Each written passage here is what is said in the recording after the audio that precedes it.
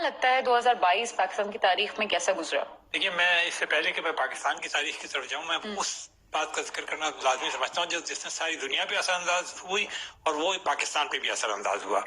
वो 26 फरवरी को सदर प्यूटन का हमला करना था यूक्रेन के ऊपर। बिल्कुल। यूक्रेन के ऊपर जब हमला हुआ तो आपको ये मालूम है कि यूक्रेन और रशिया यानी दोनों की पोजीशन ये है कि रशिया तो खास तौर पे सारा गैस और तेल जो है वो सप्लाई करता है यूरोप को। अलावा इसके वो ओपेक प्लस का मेंबर भी और दुनिया का बड़े ऑयल सप्लायर्स में शुमार होता है।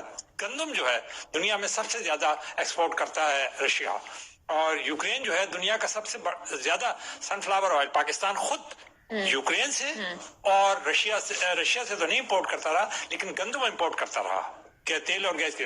मगर यूरोप के ऊपर जो उसने हमला किया तो आपको मालूम है कि उन्होंने ये कहा उसके बाद सारे मगरबी ममालिक ने कि ये हमला जो है एक्चुअली ये दूसरी आलमी जंग के बाद पहला हमला है जो कि इतना बड़ा हमला यूरोप के ऊपर किया गया। लेकिन उसको छोड़ दीजिए, उन्होंने उठाकर जबरदस्त किस्म की पाबंदियां लगा दी जो कि बिल्कुल नेचुरल थी और वार्निंग दे रहे थे जो बाइडेन और तमाम लोग। जवाबन उसने प्यूटन साहब ने ये किया कि उन्होंने बगैर किसी तफरीक के उठाकर तेल की कीमतों को और गैस की कीमतों को चढ़ाना शुरू कर दिया। नतीजा ये है कि वो कीमतें जो कि 70 और 60 डॉलर के ऊपर थी वो जाकर 130 डॉलर के ऊपर गई, और उसका नतीजा फिर ये हुआ कि एक धमाका हुआ पूरी दुनिया के अंदर, और उसकी लपेट के अंदर पाकिस्तान भी आया। अब मैं आ रहा हूँ पाकिस्तान की तरफ। ये तमाम, लेकिन अभी पाकिस्तान की तरफ ना आए, मुझे ये बताएं कि अगर आपने यूक्रेन की बात की और रूस के हवाले से बात की, तनाजा चल रहा था और बहुत खतरनाक तनाजा था, और अभी भी चीजें जो हैं वो भी सर्द जंग में जा चुकी हैं, लेकिन इसका क्या असर खान साहब की गवर्नमेंट पे किसी न किसी तरह आया? मैं ये गुजारिश करने वाला था। ये तमाम फिर ये प्रेडिक्शंस हो गई कि ये जो महंगाई बढ़ी है और ये जो तवानाई की कीमतें जो हैं ये आउट ऑफ कंट्रोल है। नतीजा आपने पहला जो धमाका देखा था वो तो श्रीलंका में देखा जब उनकी दिवालिया हो गए वो। उसके बाद उन्होंने ये तमाम उनके एनालिसिस था इदारों का, खासतौर पे मालियाती इदारों के एनालिसिस था। पाकिस्तान में इन चीजों को सीरियस नहीं लिया जाता, किसी चीज को भी सीरियस नहीं लिया जाता। पाकिस्तान तो मैं कहूंगा कि एक मजाक सा है, हर चीज को मजाक समझते हैं, हर चीज को अनसीरियस। IMF को भी अनसीरियसली लेते हैं, वर्ल्ड बैंक को भी अनसीरियसली लेते हैं, एशियन डेवलपमेंट में आपने देखें। तो उन्होंने कहा कि बहुत सारी हुकूमतें अदम इस्तेहकाम का शिकार होंगी और बहुत सारी हुकूमतें जो हैं वहां पर सियासी तब्दीली आएंगी। श्रीलंका की मैंने आपको मिसाल दी, वहां पूरा का पूरा लपट गया, पूरा निजाम ही लपट गया। हालांकि पाक से खानदान जो है it is ruling for the last 20 year. Pakistan में किस तरह से आप ये समझते हैं कि इमरान खान साहब का दौरा भी असर किया इस हवाले से? ये नहीं कि आप ये नहीं समझते कि इमरान खान साहब का जो उस वक्त दौरा था उस नाजुक वक्त पे, वो भी जो रिजीम चेंज करने की सियासत आती है उसका कोई असर हुआ? उसका कोई असर नहीं, कुछ नहीं है, उसका कोई असर नहीं था पाकिस्तान की सियासत के ऊपर। ये जो महंगाई की जो लहर चढ़ी और उसकी वजह से जो असरात आने शुरू हुए, तो पहला जो आपने देखा ना श्रीलंका जो गया था उसी में गया था। पाकिस्तान में भी जो अनस्टेबिलिटी आनी शुरू हुई, माशी अनस्टेबिलिटी, पाकिस्तान ऑलरेडी तमाम दौर जो इमरान खान साहब का, चाहे वो कुछ भी कुछ कहते रहे या कोई भी कुछ कहता रहे, वो बिल्कुल तयशुदा बात है कि economically Pakistan was very unstable. तो नतीजा ये था कि वो चूंकि हाइटन हो गया, मजीद हाइटन हो गया, और पाकिस्तान को सामने नजर आने लगा कि ये लोग ये जो है कुछ भी नहीं कर सके। नतीजा ये है कि वो बहुत इजी हो गया अपोजिशन के लिए कि बाद में एतमाद की तहरीक लाए। और चूंकि खान साहब ने इकोनॉमिक मैनेजमेंट भी बड़ी उनकी होपलेस थी, equally bad was his financial governance और general governance of the country was also very poor. तो उसका अल्टीमेट नतीजा ये निकला कि वो उनकी अदम एतमाद की तहरीक की शक्ल में आया। हालांकि आप देखें ऑपोजिशन जो थी बिल्कुल ऐसा ही है, और कुछ खान साहब के डिसीजन ऐसे भी थे कि जिसमें जो पहले उन्होंने प्रेडिक्ट कर दिया था कि, और जो नजर आ रहा था कि खान साहब ये करने वाले हैं, उसने अपोजिशन को कुछ डरा भी दिया। मुझे एक अगर ऐड करने दे एक जुमला। जी सर, बस जी सर, शॉर्ट 3 बातें वो कहते हैं जो उनके लिए अब भी वो कह रहे हैं, लेकिन ये अल्टीमेटली उनके लिए नुकसान जैसा हो जाए। पहली बात वो ये कहते हैं मैं सीख रहा हूँ, میں حکومت میں آیا تو میں نے سیکھنا شروع کیا. دوسرے وہ کہتے ہیں یہ چیز تو مجھے پتہ ہی نہیں تھی, میں نے انکشاف ہوا. پھر آخری بات جو وہ یہ کہتے ہیں کہ مجھے یہ نہیں کرنا چاہیے تھا, یہ میری غلطی تھی. اب آپ اس کانٹیکسٹ کے اندر جن جن ناموں کو لانا چاہیں, جنرل باجوہ کو لا سکتی ہیں آپ, فائد عیسیٰ کو لا سکتی ہیں آپ. اچھا, اور جو کئی چیز متعلق انہوں نے کہا کہ مجھے یہ پتہ ہی نہیں تھا کہ میرا خیال ہے کہ دیوالیہ ہو رہی ہے. اگر نااہل ہوئے تو تب بھی ان کو نہیں پتا ہوگا کہ مجھے تو نہیں پتا تھا کہ نااہل میں ہو جاؤں گا. یہ بھی بالکل طے شدہ بات ہے کہ انہیں نہیں پتا تھا, اس لیے کہ اگر انہیں یہ پتا ہوتا. چلیں سر, میں یہ معراج صدیقی صاحب کو بھی موقع پک اپ کر رہے ہیں کہ اگر آگے ان کی گورنمنٹ آتی ہے تو وہ فیصلے مزید بہتری سے کر سکیں گے. آپ کو لگتا ہے ایسا؟ دیکھیے, گزشتہ 8 مہینے میں یا 10 مہینے میں جو کچھ انہوں نے کی, اپریل کے بعد سے جو کچھ انہوں نے کیا ہے, وہ سڑکوں پہ رہے اور جلسے کرتے رہے. یہ دو ہی کام کیے انہوں نے. 8-9 اسمبلی کی سیٹوں کے اوپر الیکشن لڑا جو کہ ساری کی ساری واپس ہو گئی. مطلب وہ ان کو خود بھی پتا تھا کہ میں ایک سیٹ رکھ سکتا ہوں, اس پہ بھی وہ نااہل ہو گئے.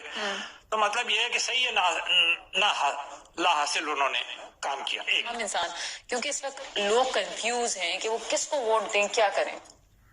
میں یہ سمجھتا ہوں کہ ایک تو لوگوں کا کنفیوژن بالکل غلط ہے. لوگوں کو بہت کلیئر ہیڈڈ ہونا چاہیے. پاکستان میں جیسے کہا جاتا ہے کہ 60% سے زیادہ لوگ جو ہیں وہ نوجوان ہیں. تو انڈیا میں بھی بالکل ایگزیکٹلی یہی پوزیشن ہے, عرب کنٹریز میں بھی تقریباً یہی پوزیشن ہے.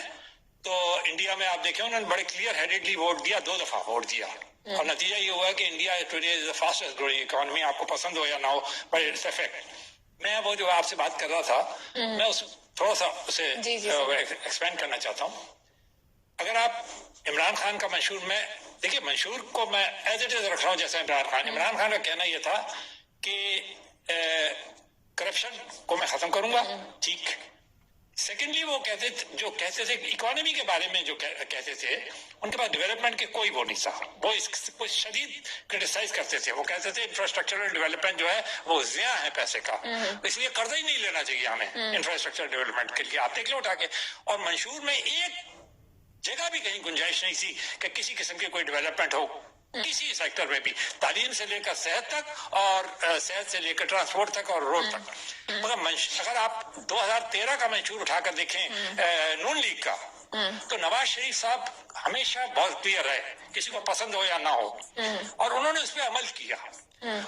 3 باتیں وہ ہمیشہ کہتے تھے اپنے میں. ان کا منشور پہلے بات کہتا ہے کہ پاکستان کے اندر اقتصادی ڈیولپمنٹ ہونا چاہیے, اور وہ اس میں بہت زیادہ انویسٹ کرتے ہیں. آپ نے دیکھا روڈیں بناتے ہیں, یہ سارے ہائی ویز وغیرہ یہ انہیں کے زمانے کے بنائے ہوئے ہیں ساری چیزیں. نمبر 2, وہ کہتے ہیں, بہت امپورٹنٹ بات یہ کہتے ہیں کہ آپ اپنے ہمسایوں کے ساتھ تعلقات بہت اچھے رکھیں. He was very clear about his foreign policy also, جس کا نتیجہ یہ تھا کہ آپ دیکھیں دونوں دفعہ جب وہ تھے موجود, پہلی دفعہ بی جے پی کے جو کہ انتہا پسند جماعت سمجھی جاتی ہے اور پاکستان کی انتہائی دشمن جماعت تھا, ہم ان کو یہاں بیٹھ کر بہت برا بھلا کہتے ہیں. ان کے جو گرو تھے وزیر اعظم اس وقت کے, وہ بس میں چڑھ کے آئے اور مینار پاکستان پر انہوں نے یہ کہا کہ میں نے پاکستان کو تسلیم کر لیا. یہ ایک سیاستدان. سیکنڈ ٹائم مودی صاحب, آپ برا بھلا انہیں کہتے ہیں, بالکل میں بھی کرٹیسائز کرتا ہوں انہیں کشمیر کے اوپر جو کچھ کیا, لیکن یہ دیکھیے نا کہ آپ کے سیاستدان وزیر اعظم کا ہی وہ ہے کہ الزام لگا کہ وہ غدار ہے. کون؟ نواز شریف صاحب پہ دوسری پارٹی سے آخری جلسہ جو عمران خان نے کیا تھا اس میں انہوں نے یہ نعرہ بھی تو دیا تھا, مودی کا جو یار ہے وہ ملک کا غدار ہے. مگر آپ یہ دیکھیں کہ انہوں نے ابھی پچھلے ہفتے یہ کہا کہ جنرل باجوہ تو ہندوستان سے تعلقات بھی اچھا کرنا چاہتا تھا. اور یہ حقیقت ہے کہ اگر آپ غور کریں, آپ کے مسائل جو تنازعات ہیں انڈیا کے ساتھ وہ بڑے سیریس ہیں. کشمیر کا مسئلہ اپنی جگہ بالکل صحیح ہے, لیکن میں ہمیشہ ایک بات کہتا ہوں اور کبھی اس میں نہیں جھجکوں گا, اور آپ دیکھ لیں کہ پاکستان کی تمام پارٹیز اس بات پہ متفق ہیں. عمران خان نے کتنی مرتبہ اپنی وکٹری اسپیچ کے اندر فوراً انہوں نے کہا کہ مودی صاحب سے کہ آؤ مجھ سے بات چیت کر لو. وہ یہی بات روتے رہے کہ وہ کبھی فون ہی نہیں اٹھاتا میرا. پھر اس کے بعد ابھی تعریف کر رہے تھے ان کی کہ جی وہ غیر جانبدار پالیسی انہوں نے اختیار کی. دیکھیے یہ تو ملک کی تاریخ میں بالکل ہوتا ہے, ساری پارٹیز اس بات پہ متفق ہیں. بہتری کے لیے ضروری ہے کہ جب تک آپ خطے میں امن چاہتے ہیں تو آپ کو انڈیا سے تعلقات آپ نے ترقی کرتے ہوئے ہیں. چائنا جو جو ڈرائیو کر رہے ہیں اکانومی کو اس خطے کے اندر، چائنا کر رہا ہے اور انڈیا کر رہا ہے. ابھی آپ مجھے بتائیے ایک چھوٹی سی بات میں آپ کا، جی سر. افغانستان سے امریکہ گیا، آپ کے یہاں پر بیٹھ کر تجزیہ نگار آپ نے بھی مذاکر ہوں، میرے ساتھ تو جو بھی کوئی آتا تھا وہ جی پاکستان اور چائنا اور رشیا اور پتہ نہیں ترکی اور فلانے وہ مل جائیں گے اور اس کے بعد جناب وہ یوں بدل دیں گے. ہوا رشیا نے 6 مہینے بعد ہی حملہ کر کے سارا تلپٹ کر دیا، افغانستان کو سب بھول گئے. جی سر، بالکل ایسا پیسہ ایڈ نہیں مل رہا انہیں. کون بیچ میں آیا ہے؟ اس وقت زیادہ سے زیادہ ایڈ کس کی طرف سے جا رہی ہے؟ انڈیا کی طرف سے جا رہی ہے افغانستان کی. انہوں نے پاکستان کو مجبور کیا کہ آپ راستہ کھولیں تاکہ وہ جو سامان ہے وہ وہاں آئے. میرا مطلب کہنے کا یہ ہے، میں کوئی انڈیا کو وہ نہیں کر رہا، میں اس کا کچھ، لیکن آپ اوور آل یہ بات کر رہے ہیں کہ جی پاکستان میں اور خاص طور پر خان صاحب کی پالیسیز آگے بھی آپ یہ سمجھتے ہیں کہ وہ اس طرح سے نہیں جائیں گی جس طرح سے جانی چاہیے تھی. اور اپنے منور صاحب آپ کی طرف آئیں گے، اور چونکہ وقت ہمارے پاس ہے، لیکن ایم کیو ایم کے حوالے سے آپ کا موقف نہیں جان سکے تھے، تو مختصراً کیا کہیں گے سوال؟ دیکھیے آپ سب سے پہلے میں ایم کیو ایم سے زیادہ میں کراچی، اب کراچی پہ ہی کانسنٹریٹ کر رہے ہیں نا، وہ بھی کراچی ہی کو ہائی لائٹ کر رہے ہیں. ایکچولی کراچی کی آبادی 2 کروڑ سے زیادہ ہے. مجھے بہت موقع ملا کہ میں لندن بھی جاؤں اور بڑے شہر میں نے دنیا کے دیکھے. میں لندن کی ایک مثال دیتا ہوں، باقی شہروں کی یہ صورتحال نہیں ہے دنیا کے بڑے شہروں کی. وہاں پر آپ کو دنیا کا ہر آدمی ملے گا. یعنی اس سے بڑھ کے کیا بات ہو سکتی ہے کہ وہاں کا جو میئر ہے وہ ایک پاکستانی نژاد بس ڈرائیور کا بیٹا ہے، ٹھیک ہے نا، ساجد صاحب جو ہیں، ٹھیک. وہاں وہ کہتے ہیں لنڈنیئر. ٹھیک ہے سر. یہاں کوئی کراچی والا نہیں کہتا اپنے آپ کو کہ میرا کراچی، کون نہیں کر رہا، کون نہیں کر رہا اپنا شہر. دوسری بات یہ ہے کہ Karachi should be given special, اس میں بہت بحث مباحثہ ہوا ہے. میں جب ٹی وی میں ہوا کرتا تھا تو 30 ایئرس تک میں نے یہی بات سنی کہ کراچی کو ایک اسپیشل اسٹیٹس دیا ہے.